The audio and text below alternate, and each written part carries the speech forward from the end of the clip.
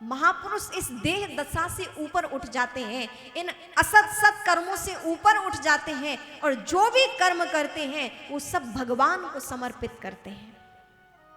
इसलिए वो निष्काम कर्मयोग बन जाता है। किसी भी कर्म की उन्हें इच्छा नहीं, ना पुण्य की ना पाप की, कोई कर्म की उन्हें चाहत नहीं होती। और हमारे साथ क्या होता है, साधारण मनुष्य क्या करता है, कुछ अच्छा हो जाए तो हम सोचते हैं कि ये हमारी मेहनत है, हमारा पुरुषार्थ है, और जब कुछ ठीक नहीं होता तो हम कहते भगवान तुमने हमारे साथ ये क्या किया। अच्छा कर्म किया है तो हम सोचते हैं हमारा पुरुषार्थ है, यानी भगवान हमसे प्रसन्न है, और कुछ ठीक नहीं होता तो हम क्या कहते हैं, भगवान तुमने हमारे साथ ये क्या किया, क्या हमसे अप्रसन्न हो। ये हम आप सबकी बात है, संसार की ये बात है, सभी इसी तरह कहते हैं। तो ये निष्काम कर्मयोग हमें गीता सिखाती है। कुछ आ जाए तो अहंकार नहीं, और कुछ चला जाए तो दुख नहीं। और गीता यही बात कहती है, सुख दुखे समे कृत्वा, व्यक्ति को हर स्थिति में समान रहना ये गीता सिखाती है। और इस स्थिति को महापुरुष प्राप्त कर लेते हैं तो सब चीज से परे रहते हैं। आज हर एक व्यक्ति दुखी है क्योंकि उसे करना नहीं आ रहा है, कैसे करें, क्या करें, और ये गीता करना सिखाती है। और तीसरा है रामायण। रामायण हमें क्या सिखाती है, जीना सिखाती है। आज हमें जीना ही तो नहीं आ रहा है। कुछ लोग तो यहां तक कि कह देते हैं कि इस जीवन से अच्छा मृत्यु है। आप सोचिए कि जहां देवता भी कहते हैं कि हे भगवान मुझे भारतवर्ष में, इस पृथ्वी में भी, भारत भूमि में, मनुष्य योनि में हमारा जन्म हो। देवता भी तरसते इस भूलोक में आने के लिए, क्योंकि मनुष्य ही है जो साधना करके परमात्मा को प्राप्त कर सकता है। और व्यक्ति इन समस्त 84 लाख योनियों को भोग कर आता है। प्रत्येक मनुष्य कुकर, सूकर, बिल्ली, कछुआ, पूरी जितनी भी योनियां हैं सबको भोगने के बाद अंत में वो मनुष्य बना है। और मां के गर्भ में भी उसने कितनी पीड़ा सही होती है। कहां मलमूत्र की खाई में वो जीव पलता है, अगाध कष्ट होता है, और जीव गर्भ में ही भगवान से प्रार्थना करता है कि हे भगवान मुझे यहां से उबारो, यहां से हमें भूमि में प्रविष्ट स्थान दें। तो कितनी कठिनाइयों के बाद हमें मनुष्य जीवन प्राप्त होता है। और मनुष्य जीवन कैसा है, साधन धाम मोक्ष कर द्वारा। इस मोक्ष को प्राप्त करने के लिए सबसे विशिष्ट योनि कोई है तो वो है मनुष्य। मनुष्य साधनों को, यानी कि भक्ति, ज्ञान, वैराग्य, इन साधनों के माध्यम से परमात्मा को प्राप्त कर लेता है, मोक्ष को प्राप्त कर सकता है। लेकिन कुछ लोगों का आप जीवन देखिए कि किस तरह उन्होंने जीवन जिया होगा कि वो यहां तक भी कह देते हैं कि जीवन से अच्छा तो मृत्यु है। जहां देवता भी मनुष्य बनना चाहते हैं और कुछ लोगों ने अपना जीवन ऐसे नरकीय बना लिया है। स्मरण रहे, ये मनुष्य चाहे तो अपने कर्मों से ही नर जो बना हुआ है, नर से नारायण की ओर भी जा सकता है और नर से नरक की ओर भी जा सकता है।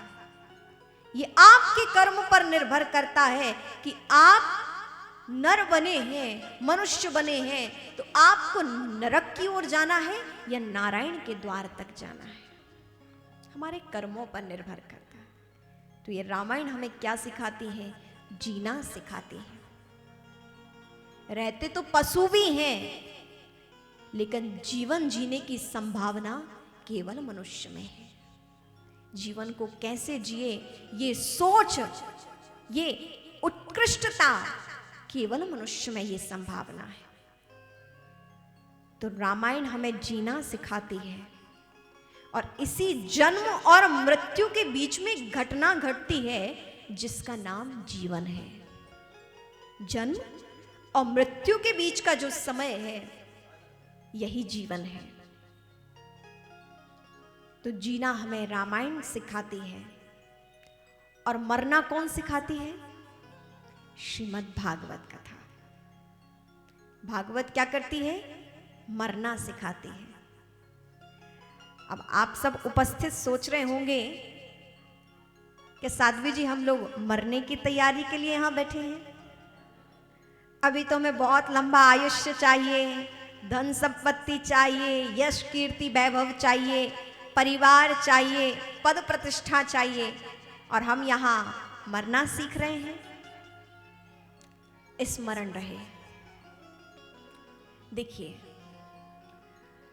मृत्यु भी कई प्रकार की होती है। केवल मृत्यु यही नहीं है कि देह छूट जाए, शरीर छूट जाए तो मृत्यु हो गई। कई बार व्यक्ति जीते जी भी मर जाता है। केवल देह है, बाकी सब कुछ उसका अस्तित्व समाप्त हो जाता है। मृत्यु कई प्रकार की है और उसमें से एक भय की भी मृत्यु होती है। अच्छा, हम मरना क्यों नहीं चाहते हैं? हर एक व्यक्ति मरना नहीं चाहता है, और ना मरने के कारण कुछ मैं आपको बताऊं कि व्यक्ति मरना क्यों नहीं चाहता है। वैसे तो भागवत जी कहती है कालाव्याल मुखग्रास त्रास नृणास हेतवे। प्रत्येक व्यक्ति प्रतिदिन काल की ओर ही तो जा रहा है। बच्चा, बालक युवावस्था की ओर जा रहा है, युवा व्यक्ति प्रौढ़ावस्था की ओर जा रहा है, प्रौढ़ावस्था वाला व्यक्ति वृद्धावस्था की ओर जा रहा है, और वृद्धावस्था वाला व्यक्ति भी मृत्यु की ओर जा रहा है। तो यह शाश्वत कुछ भी नहीं है, जाना तो सभी को है। शरीर तो सभी को त्यागना है संसार में, यहीं से प्राप्त हुआ है, इन्हीं पंच तत्वों से, और इन्हीं पंच तत्वों में विलीन भी होना है। तो मरना भागवत जी सिखाती है, मृत्यु सबकी होनी है, लेकिन कैसी मृत्यु? भय की मृत्यु ना हो। और हमको कुछ भय होते हैं जो मनुष्य मरना नहीं चाहता। कुछ कारण आप श्रवण करें और जरा निरीक्षण करें, क्या यही कारण है? पहला कारण, व्यक्ति को लगता है कि जब हम मरेंगे तो कहां जाएंगे, हम मरेंगे तो कहां जाएंगे, ये उसे पता नहीं होता है, इसलिए व्यक्ति को भय लगता है। आप इस प्रकार समझें, आप कहीं मान लीजिए आप राजस्थान में हैं और आपको गुजरात जाना हो, बड़ी एकाग्रता के साथ हम श्रवण करेंगे। एक बार प्रेम से बोले राधे राधे, राधे राधे, राधे राधे, राधे राधे। हम राजस्थान में हैं और गुजरात जाना हो। अब हमने कोई होटल बुक ना की हो, कोई निवास की व्यवस्था हमने ना की हो, तो यात्रा में चलते चलते क्या स्मरण बना रहेगा कि जाने अब हमें कहाँ रुकना है, स्टेशन उतरेंगे तो कहाँ जाएंगे, कैसे जाएंगे, ये भय बना रहता है। लेकिन यदि हम राजस्थान में हैं और पहले से अपना पूरा शेड्यूल बना लें, सारिका बना लें, सारणी, कि हमें स्टेशन उतरना है, वहाँ से हमें इस स्थान पर जाना है, यहाँ रुकना है, यहाँ हमारे खाने पीने की व्यवस्था है, इस तरह हमारा भ्रमण होगा और फिर हम आराम से वहाँ रहेंगे। लेकिन जिसकी तैयारी नहीं होती, बिना तैयारी के व्यक्ति गाड़ी में बैठ के चल दे, तब उसको भय बना रहेगा ना कि कहाँ उतरेगा, कहाँ रहेगा, कैसे क्या होगा। आप छोटी सी यात्रा के लिए, कुछ दिनों की यात्रा के लिए कितनी लंबी तैयारी करते हैं। ये भी रख लें, वो भी रख लें, इसकी भी जरूरत पड़ सकती है, ये भी हो सकता है। कितनी लंबी यात्रा, कितनी व्यवस्था हम देखते हैं छोटी सी यात्रा के लिए, लेकिन हमें उस परम यात्रा पर भी जाना है। वहां के लिए कोई तैयारी है, कोई योजना है, कहाँ रुकेंगे, क्या होगा, कोई व्यवस्था है, उसकी कोई तैयारी हुई है? नहीं हुई। इसीलिए व्यक्ति को भय लगता है कि हमारी मृत्यु होगी तो हम कहाँ जाएंगे।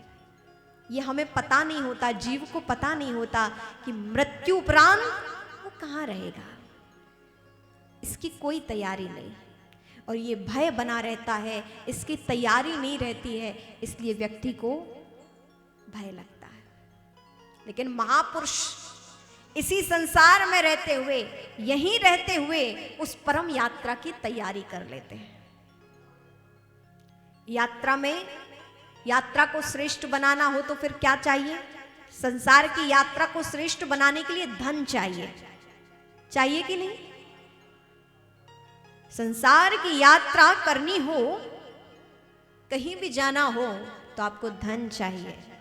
धन के बिना आपकी यात्रा सरल नहीं हो सकती है। उसी प्रकार उस परम यात्रा में जाने के लिए भी आपको धन की आवश्यकता है। और स्मरण रहे, आपके देश की मुद्रा अन्य देश में नहीं चल सकती। आपके यहाँ रुपया चलता है तो कहीं डॉलर चलता है, कहीं पाउंड चलता है, तो आपको अपनी इन मुद्राओं को परिवर्तित कराना पड़ता है, तब आप उस देश में सरलता से रह सकते हैं, अन्य स्थान पर सरलता से रह सकते हैं। आप जब देखें कि आपके देश की मुद्रा एक संसार के ही किसी एक देश में नहीं चल सकती है, तो आपको क्या लगता है कि ये धन वहां काम आएगा? नहीं आएगा। और आपके पास यदि धन नहीं है तो परम यात्रा को आप सरलता से कर पाएंगे? नहीं कर पाएंगे। आपको वहां के लिए भी धन चाहिए, और वहां जो धन चलता है वो महापुरुष पहले ही कमा लेते हैं, इसीलिए उनकी यात्रा सरल हो जाती है, उन्होंने भय नहीं लगता है। और वो धन क्या है? जो हमारी राजस्थान की परम पावन भूमि में प्रकट हुई मीराबाई ने कमाया है।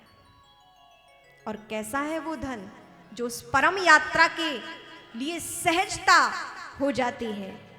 और वो धन है, मीराबाई ने कहा था, हम आप भी कहें, पायो जी मैंने राम रतन धन पायो, पायो जी मैंने राम रतन धन पायो, पायो जी मैंने राम रतन धन पायो, पायो जी मैंने राम रतन धन पायो। तो किसी ने मीराबाई से पूछा कि हे मीराबाई, ये धन आपको कहां से मिला?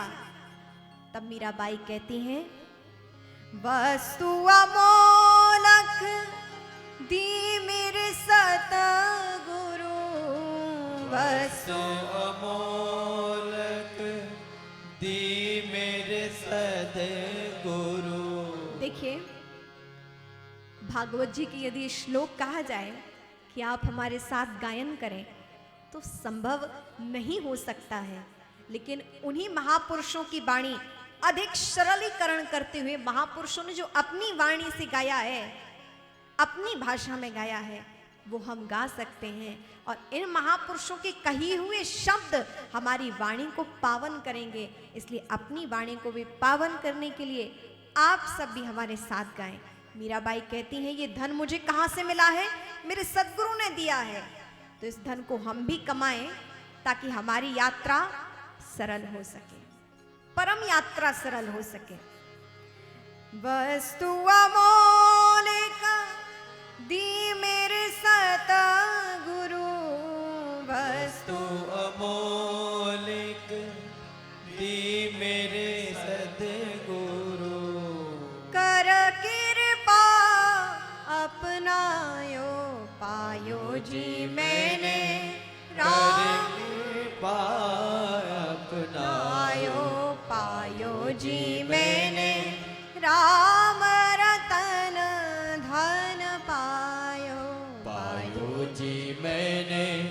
राम रतन धन पायो। कैसा ये धन है? राम नाम धन है। और वहां उस परम यात्रा के लिए कौन सा धन चाहिए? राम नाम धन चाहिए। और यही धन जब महापुरुष कमा लेते हैं, संत लोग कमा लेते हैं, तो उन्हें उस परम यात्रा में जाने के लिए कष्ट नहीं होता, भय नहीं होता। लेकिन हमारे पास ये परम धन नहीं है, जिसके कारण हमें मृत्यु से भय लगता है। और स्मरण रहे, संसार का धन आपके पास मान लो 1 लाख रुपए है, उसमें से आपने 10,000 खर्च कर लिए, तो फिर कितना रहेगा? 1 लाख बना रहेगा? नहीं ना, कितना उसमें से कम हो जाएगा, 90,000 बचेगा। लेकिन मीराबाई कहती है, मेरे पास जो धन है उसे कितना भी खर्च करो वो घटता नहीं है, अपितु बढ़ता ही जाता है, सवाया होता जाता है। ऐसा किसी के पास धन है कि वो 1 लाख रखे और अगले दिन देखे तो 1.25 लाख हो जाए? क्या कहते हैं आप लोग? और यदि ऐसी कोई मशीन हो, ऐसा कोई स्थान हो, तो महापुरुषों को भी बता दीजिएगा। आपको तो अपना छोटा मोटा घर चलाना पड़ता है।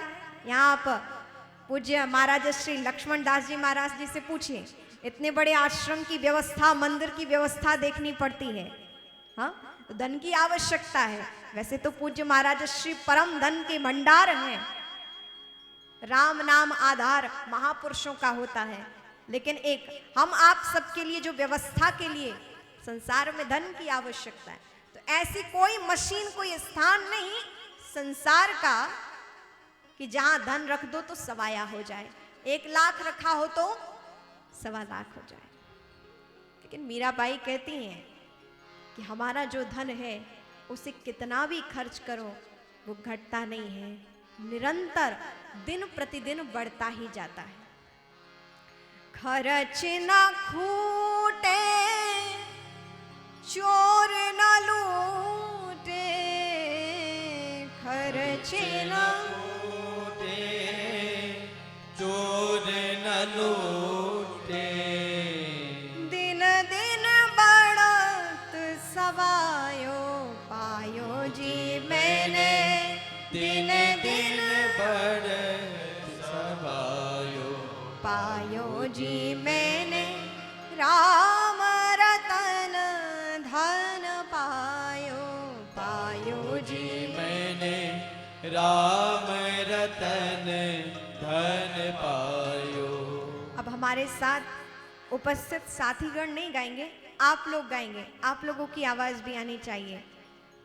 और वैदिक चैनल पे ये कथा आएगी तो लोगों को पता होना चाहिए कि कोटा के लोग भी बहुत अच्छा गाते हैं, है ना? आप भी गाएं।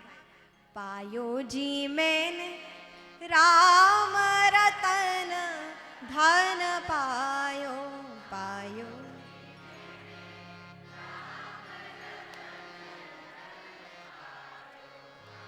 अभी भी देखिए, कुछ लोग गा रहे हैं और कुछ लोग अभी भी प्रतीक्षा कर रहे हैं। और यहाँ आपको भगवान सुन रहे हैं, लोग तो बाद में सुनेंगे, पहले आपको भगवान देख सुन रहे हैं। आप उनके सानिध्य में सभी गाएं। पायो जी मैंने राम रतन धन पायो, पायो जी।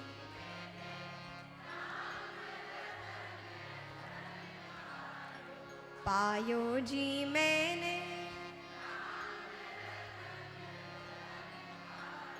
खर्च न खूटे, चोर न लूटे, खर्च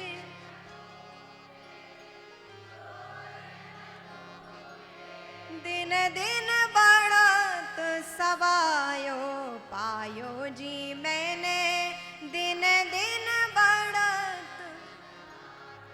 पायो जी मैंने,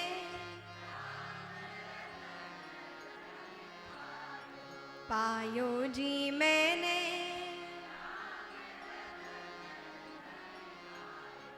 बहुत सुंदर गाते हैं आप सभी, सभी लोग गा रहे हैं, कितना सुंदर लग रहा है। और अपेक्षा करूंगी कि 7 दिन इसी प्रकार आप हमारा सहयोग करेंगे। करेंगे कि नहीं करेंगे? बहुत बहुत धन्यवाद आप लोगों का। एक बार प्रेम से बोलें राधे राधे राधे राधे राधे राधे राधे राधे। राधे राधे।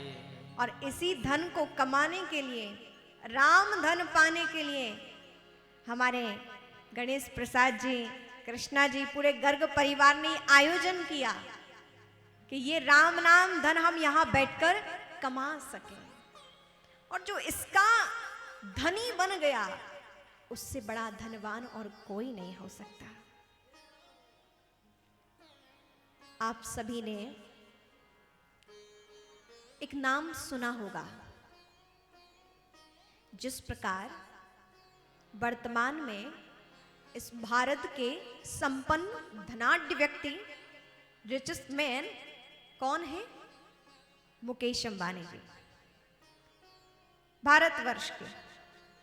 तो पूर्व में भारतवर्ष के धनाढ्य व्यक्ति रहे हैं घनश्याम दास बिरला जी। उन्होंने अपने एक लेख में लिखा था, अच्छा देखिए, कुछ थोड़ा बहुत हमें धन मिल जाता है तो हम उस धन से सुविधाएं एकत्रित कर लेते हैं। क्या कहते हैं? सुविधाएं एकत्रित कर लेते हैं और उन सुविधाओं से हम सुख का अनुभव करते हैं। थोड़ा सा धन मिलने पर हम इतना कुछ प्राप्त करते हैं, सुख प्राप्त करते हैं, इस तन को सुख प्राप्त होता है। लेकिन घनश्याम दास बिरला जी, उनके पास तो कितना धन था, जो भारत के धनाढ्य व्यक्ति, प्रमुख धनाढ्य व्यक्ति में रहे हैं।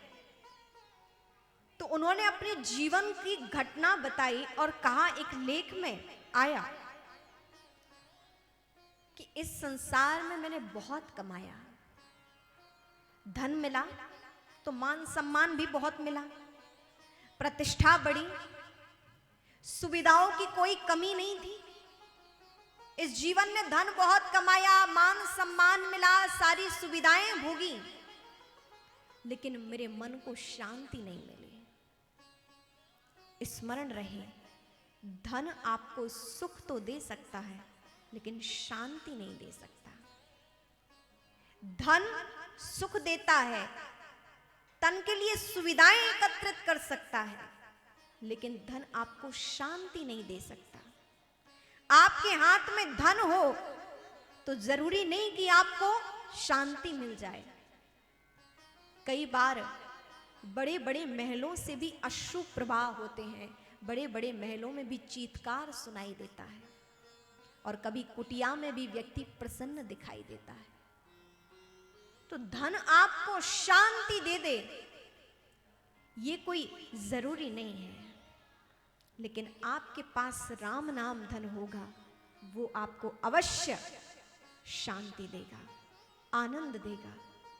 घनश्याम दास बिरला जी अपने लेख में कहते हैं कि इस धन से मुझे कभी शांति नहीं मिली, सुविधाएं, सुख तो बहुत मिला, लेकिन जब मैं गुरुजनों से जुड़ा, आध्यात्म से जुड़ा, तब मेरे मन को शांति मिली।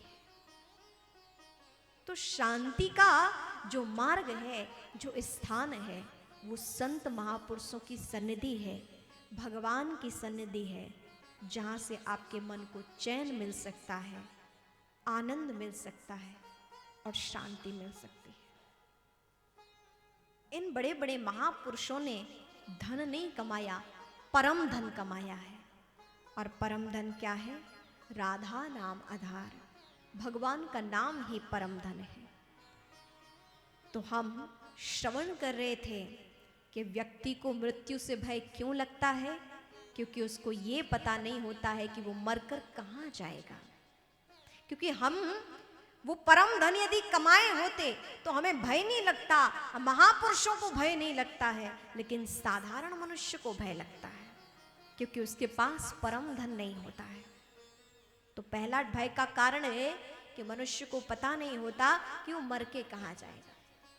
और दूसरी बात कि जो कुछ उसने ये कमाया है वो उसका यहीं छूट जाएगा।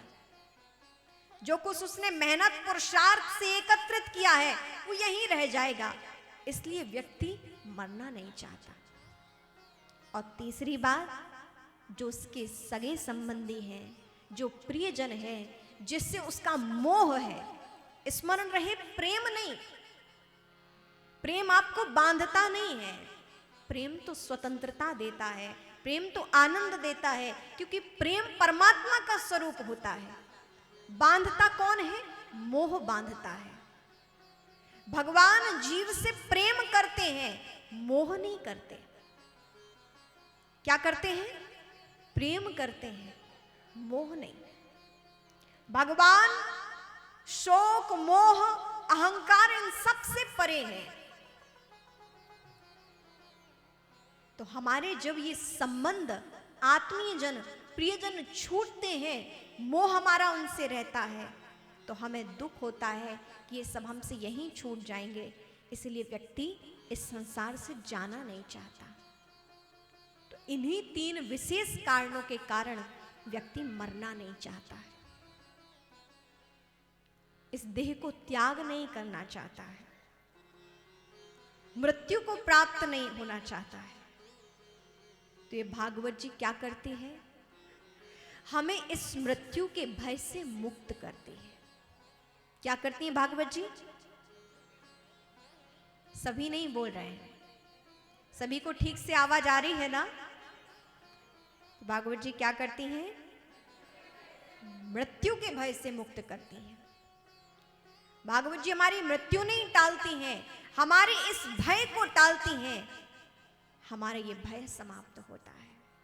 तो भागवत हमें मरना सिखाती है कि इस संसार से जाएं तो कैसे जाएं, इस भय से मुक्त होकर जाएं। जाते तो महापुरुष भी हैं और जाते तो सामान्य मनुष्य भी हैं, लेकिन महापुरुष और सामान्य मनुष्य में ये अंतर है कि साधारण मनुष्य भगवान की भक्ति नहीं करता, तो ये मृत्यु आकर पशुवत इस जीव को खींचकर घसीट कर ले जाती है। और महापुरुष क्या करते हैं? भगवान के भजन में संलग्न रहते हैं, जीवन रहते ही जीवन मुक्त हो जाते हैं, भय रहित हो जाते हैं, परमात्मा से जिनका संबंध स्थापित हो जाता है। ऐसे महापुरुष भी शरीर को त्याग करते हैं और उनके समक्ष जब मृत्यु आती है तो हाथ जोड़कर आती है, उनकी दासी बनकर आती है। हे प्रभु, आपके इस आयुष्य का, इस शरीर की आयुष्य पूर्ण हो रहा है, कृपा करें, आप चलने का कष्ट करें। तो वहां मृत्यु इस रूप में दिखाई देती है। उन जीवन मुक्त महापुरुषों के समक्ष मृत्यु इस प्रकार हाथ जोड़कर दासी बनकर आती है। लेकिन साधारण मनुष्य जो परमात्मा से विलग है, जो उस परम ज्ञान को प्राप्त नहीं करता, मृत्यु उसके जीवन में आती है और अंत समय में व्यक्ति शिथिल हो जाता है, उसे कुछ भी होश नहीं रह जाता इस शरीर का, लेकिन उसका सूक्ष्म शरीर सुख दुख इसी पल, इसी जन्म में भोगता है। और प्रारब्ध आगे जो उसके शेष कर्म बचे हैं, आगे उसे वो भी भोगना पड़ता है। वो कुछ कह नहीं पाता, अपने कष्ट को बता नहीं सकता अंतिम समय में, लेकिन उसको ये सब कुछ झेलना पड़ता है मृत्यु के कुछ क्षणों पूर्व। तो जो भगवान नाम का आधार लेते हैं, उनके शरणापन्न होते हैं, मृत्यु उनके समक्ष दासी के रूप में आती है। तो ये मृत्यु के भय से मुक्त करने वाली श्रीमद् भागवत कथा है। और देखिए, मृत्यु और मोक्ष में क्या अंतर है? मृत्यु और मोक्ष में क्या अंतर है? साधारण व्यक्ति की मृत्यु होती है और महापुरुषों का मोक्ष होता है। शरीर वो भी त्यागते हैं और साधारण मनुष्य भी त्यागते हैं, लेकिन जब महापुरुष शरीर त्यागते हैं तो कहा जाता है ब्रह्मलीन। वो ब्रह्मलीन हो गए हैं, उनका मोक्ष हो गया है। और जब साधारण मनुष्य मरता है तो कहते हैं इसकी मृत्यु हो गई है। तो मृत्यु और मोक्ष में क्या अंतर है? आपका शरीर समाप्त हो गया है और आपकी कामनाएं अभी जीवित हैं। आपकी कामनाएं अभी जीवित हैं और शरीर समाप्त हो चुका है, तो ये मृत्यु है। और आपकी कामनाएं समाप्त हो गई हैं और जीवन अभी शेष है, समझो आपका मोक्ष हो गया है। ये कामनाएं हमारे बंधन का कारण है, जिससे मोक्ष नहीं हो पाता है। युवा को लगता है कि हम बहुत अच्छी पढ़ाई कर लें, बहुत धन कमा लें, बहुत कुछ मन में रहता है। वो भी बहुत संघर्ष करता है, धन एकत्रित करता है, परिवार बनाता है, यापन करता है, पालन पोषण करता है, संतति उत्पन्न करता है, संतान के लिए जीवन भर संघर्षमय रहता है।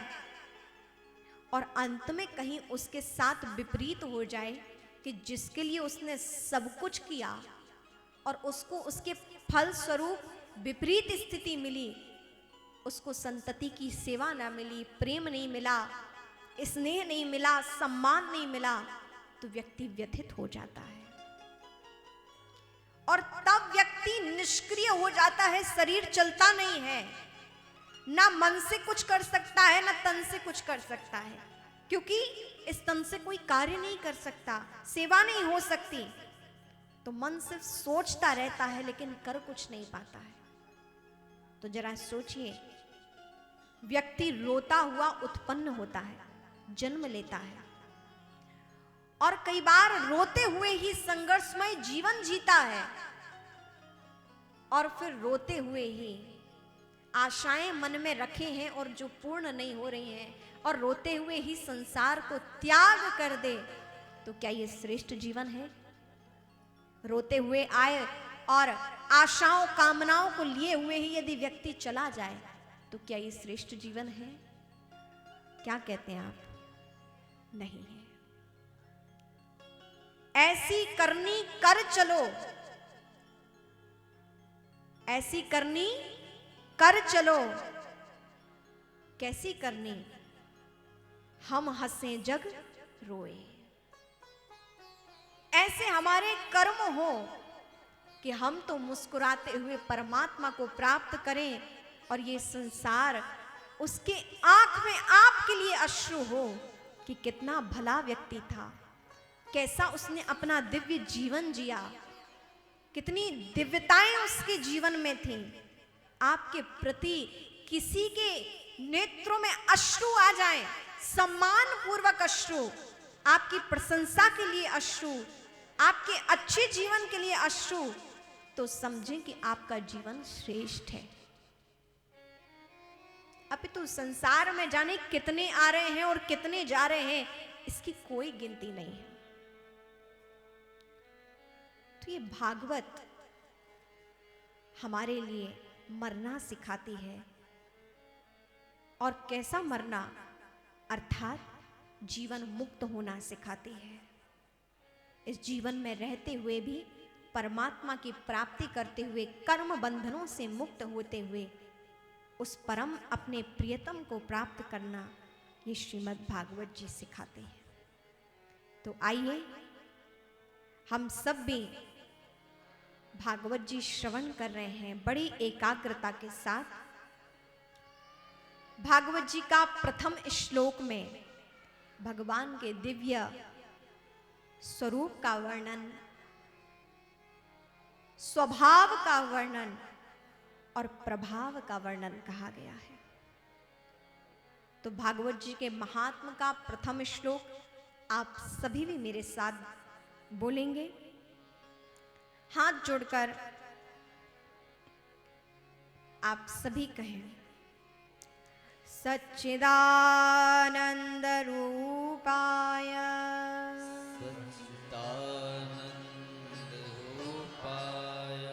विश्वोत्पत्त्यादिहेतवे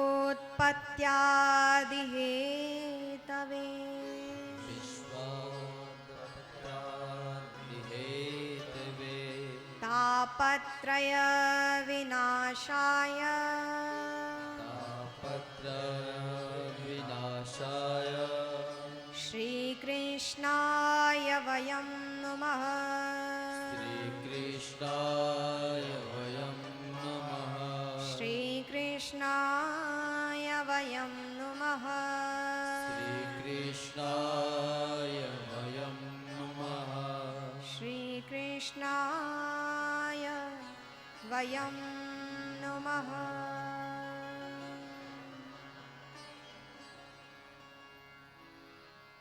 बोलिए श्रीमद् भागवत महापुराण की जय। ये श्रीमद् भागवत कथा का महात्मा का प्रथम श्लोक। क्यों हम भागवत जी सुने? भागवत जी सुनने से होता क्या है? आप 3 घंटे आकर यहां बैठेंगे, तन मन धन तीनों का यहां व्यय हो रहा है। हमारे गणेश प्रसाद जी गर्ग, इनके परिवार ने ये दिव्य आयोजन किया तो यहाँ धन भी लगा। आप लोग यहाँ पधारे बैठे, आज आप लोग शोभा यात्रा में भी चले, बहुत आनंद के साथ गायन नृत्य करते हुए सिर पर कलश रखकर आप भगवान की पग यात्रा में चले हैं। और कहते हैं जो सिर पर कलश रखकर बड़ी श्रद्धा और विश्वास के साथ भागवत जी को मस्तक पर रखकर पीछे पीछे कलश लेकर चलते हैं तो उन्हें इस यात्रा का अश्वमेघ यज्ञ करने का पुण्य फल प्राप्त होता है। तो ऐसे परम पुण्यशाली आप सभी यहाँ आज विराजमान हैं और यहाँ पर दिव्य श्रीमद् भागवत कथा का प्रारंभन हुआ है। आइए हम भगवान के दिव्य स्वरूप का वर्णन तो श्रवण करेंगे, लेकिन उन्हीं राधा कृष्ण का स्वरूप ये भागवत जी वृंदावन से आई हैं। तो आइए पहले आपको मन से वृंदावन लेकर चलें। तन आपका यहीं रहना चाहिए क्योंकि अभी 7 दिन कथा श्रवण करनी है, लेकिन मन तो पूरी दुनिया में भ्रमण कर सकता है। तो इसे दुनिया में भ्रमण नहीं कराना है, आपको मन से वृंदावन लेकर चलते हैं। चलो रे मन श्री वृंदावन धाम। सभी बड़े भाव से नृत्य करते हुए गायन करते हुए प्रभु को मनाएंगे।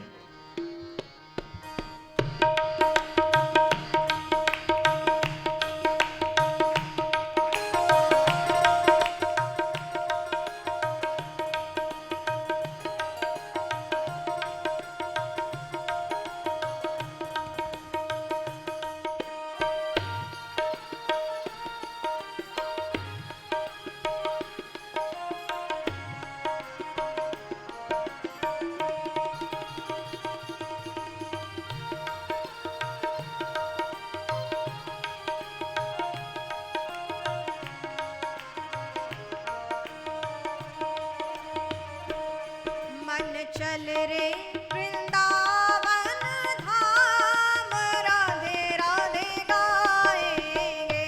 मन चल रे वृंदावन धाम, राधे राधे गाएंगे। मन चल रे वृंदावन धाम, राधे राधे गाएंगे। मन चल रे वृंदावन धाम, राधे राधे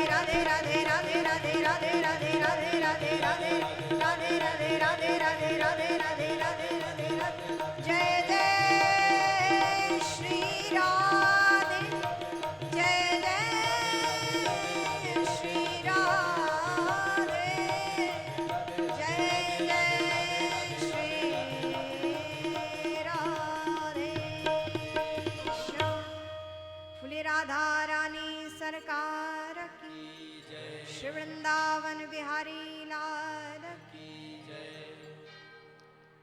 बार प्रेम से बोले राधे राधे राधे राधे राधे राधे राधे राधे राधे राधे। राधे राधे। मन चले रे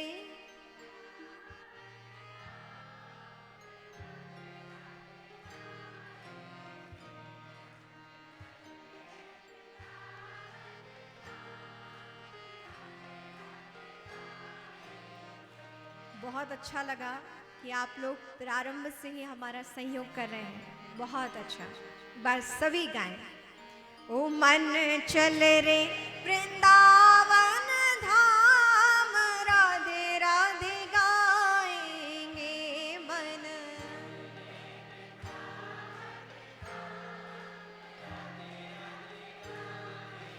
हे राधे राधे गाएंगे, श्यामा श्यामा गाएंगे।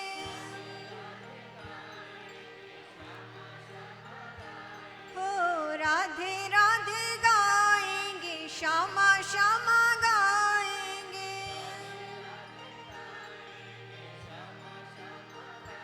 तो हे मिल जाए राधे श्याम, राधे राधे गाएंगे। तो हे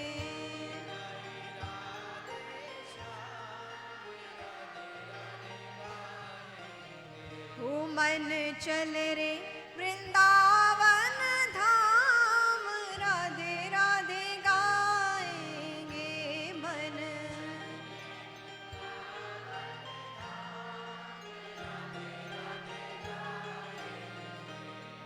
प्रेम से बोले राधे राधे राधे राधे। राधे राधे। सच्चिदानंद रूपाय विश्वोत्पत्त्यादि हेतवे, तापत्रय विनाशाय श्रीकृष्णाय वयं नमः।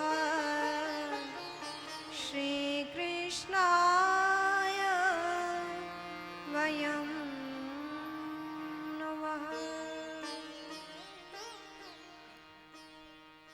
सच्चिदानंद रूपाय। श्रीमद् भागवत कथा के महात्म का प्रथम श्लोक, जिसमें भगवान के दिव्य रूप का वर्णन है, भगवान के स्वभाव का वर्णन है, भगवान के प्रभाव का वर्णन है। कैसे हैं भगवान? सच्चिदानंद रूपाय। भगवान सत्स्वरूप है, चित स्वरूप है और आनंद स्वरूप है। भगवान सत्स्वरूप कैसे हैं? हम सभी उन्हीं भगवान के अंश हैं, लेकिन हमें अंश होने के नाते सत्स्वरूप तो कहा जाता है, लेकिन भगवान चिन्मय है, परम सत्य है। जैसे कि भगवान मंदिर में विराजमान है, हम सब दर्शन कर रहे हैं। 4-5 वर्ष के बालक को आप मंदिर लेकर आओ, जैसे उसने ये विग्रह का दर्शन किया, आज वो 50 वर्ष का यदि हो गया हो और वो आज भी मंदिर आ रहा है और दर्शन करे, तो क्या ये कह सकते हैं कि 5 वर्ष का जब मैं था तब अलग भगवान थे और आज जब मैं 50 वर्ष का हो गया हूं तब अलग भगवान है? कह सकते हैं? नहीं। भगवान जब 5 वर्ष के थे हम तब भी वही थे, आज जब 50 वर्ष के हो गए हैं या हो जाएंगे तब भी भगवान वैसे ही रहेंगे। लेकिन हमारा शरीर तो परिवर्तित हुआ। 5 वर्ष में हम बचपन में थे, बालक थे, 25 वर्ष में युवा हुए, 50 वर्ष में प्रौढ़ हुए, हम तो बदलते जा रहे हैं और एक दिन ऐसा समय आता है जब ये जीव भी नहीं रह जा सकता, ये शरीर भी नहीं रहता है। तो हमारे नाम के बाद स्वर्गवासी लिखा जाता है, भूतपूर्व कहा जाता है मैं, लेकिन भगवान को ऐसे कहा जाता है, भगवान पहले भी थे, आज भी है और हमारे ना रहने के बाद भी भगवान रहे। आप ऐसे समझें, जब हम नहीं थे तब भी भगवान थे, आज हम हैं तब भी भगवान हैं, और हम जब नहीं भी रहेंगे तब भी भगवान रहेंगे। तो भगवान सत्य हैं, और भगवान कैसे सत्य हैं? त्रिकालाबाधित सत्य हैं, तीनों काल में भगवान सत्य हैं। भूत में, पूर्व में भी भगवान थे, वर्तमान अभी भी भगवान है, और भविष्य में यानी अनंत समय तक भगवान है और भगवान रहेंगे। तो हम असत्य स्वरूप हो सकते हैं जीव देह से, शरीर भान से। हम भागवत जी में बैठे हैं और इसका हमें ध्यान होना चाहिए और स्वयं पर नियंत्रण होना चाहिए। तो हम नहीं भी रहेंगे तब भी परमात्मा होंगे। तो भगवान सत्य स्वरूप है, और हम सबको भी देखिए ना, सत्य प्रिय है कि नहीं है। हम भले ही किसी से झूठ बोल दें तो चलेगा, लेकिन हमसे कोई झूठ नहीं बोलना चाहिए। हमें क्या सुनना पसंद है? सत्य सुनना पसंद है, हमें सत्य प्रिय है। हम भले ही असत्य हों, लेकिन हमें सत्य सुनना, सत्य देखना, सत्य होना पसंद है, क्योंकि हम उन्हीं सत्य स्वरूप परमात्मा के अंश हैं। उन्हीं सत्य स्वरूप परमात्मा का अंश होने के कारण हमें भी सत्य प्रिय है। लेकिन ये देह असत्य है, हमेशा के लिए नहीं है, इसीलिए हमारे द्वारा असत्य भी होता है। तो भगवान सत्य स्वरूप है। चित स्वरूप मतलब भगवान चैतन्य भी है, भगवान जड़ नहीं है। कैसे हैं? चैतन्य है। हम भगवान को चैतन्य समझते हैं तभी तो मंदिर आते हैं। यदि मंदिर में हमारी केवल मूर्ति की भावना हो तो क्या हम आ सकते हैं? नहीं आ सकते। हमारी भावना भगवान में चैतन्य स्वरूप की है कि हम जाएंगे, अपनी बात कहेंगे तो भगवान सुन रहे हैं, भगवान सुनेंगे, क्योंकि हम भगवान को चैतन्य मानते हैं, क्योंकि भगवान चैतन्य स्वरूप है ही। भगवान जड़ नहीं है। भगवान यदि चैतन्य ना होते तो गोपियों के बुलाने से भगवान कभी नृत्य करने ना आते। मां यशोदा के भोजन कराने से कभी भगवान भोजन ना करते। नंद बाबा के बुलाने से कभी भगवान ना आते।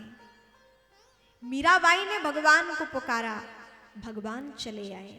गोपियों ने पुकारा, भगवान नृत्य करने के लिए उपस्थित हुए। कर्माबाई ने बुलाया, भगवान प्रसाद पाने के लिए आए हैं। तो भगवान हमारे चैतन्य हैं, क्रियाशील हैं। भगवान देखते भी हैं, सुनते भी हैं और हमारी मनोकामनाओं को पूर्ण भी करते हैं। तो भगवान में केवल हमारा मूर्ति भाव नहीं है, भगवान चैतन्य है। तभी हम मूर्ति के पास नहीं आते, हम भगवान के पास आते हैं। कितने करुणा निधान भगवान हैं। कमी तो हमारी है कि हजारों लाखों में कोई एक व्यक्ति होता है जो भगवान के पथ पर सुदृढ़ होकर चलता है। भगवान तो अपनी बाह फैलाए खड़े हुए हैं, पुकार रहे हैं कि आओ भक्त, तुम्हारा स्वागत है। लेकिन हमारी बुद्धि ऐसी है कि हम मंदिर जाते ही नहीं हैं। आज आधुनिक समाज ऐसा हो गया है कि मंदिर में जाने में शर्म आने लगी है, मस्तक पर तिलक लगाने में शर्म आने लगी है, चोटी रखने में शर्म आने लगी है। हाथ में कलावा बांधने में शर्माने लगी है। और क्या करें, आज का भौतिक समाज, आप क्रिश्चियन स्कूल में अपने बच्चों को भेजते हैं जहां पहले ही स्ट्रिक्टली कहा जाता है, इंस्ट्रक्शन दिया जाता है कि आप हाथ में कलावा बांध कर नहीं आ सकते, तिलक लगा कर नहीं आ सकते। तो आप जब ऐसे आधुनिक समाज में क्रिश्चियनिटी से जो संबंधित ऐसे स्कूल हैं, आप जब वहां अपने संतति को भेजते हैं तो बचपन से ही उन्हें इन सब से दूर कर दिया जाता है। आप देखें, क्रिश्चियन लोग बाइबल पढ़ते हैं, इंग्लिश उन्हें आती है तो बाइबल पढ़ते हैं, उन्हें अपने धर्म ग्रंथों का ज्ञान होता है।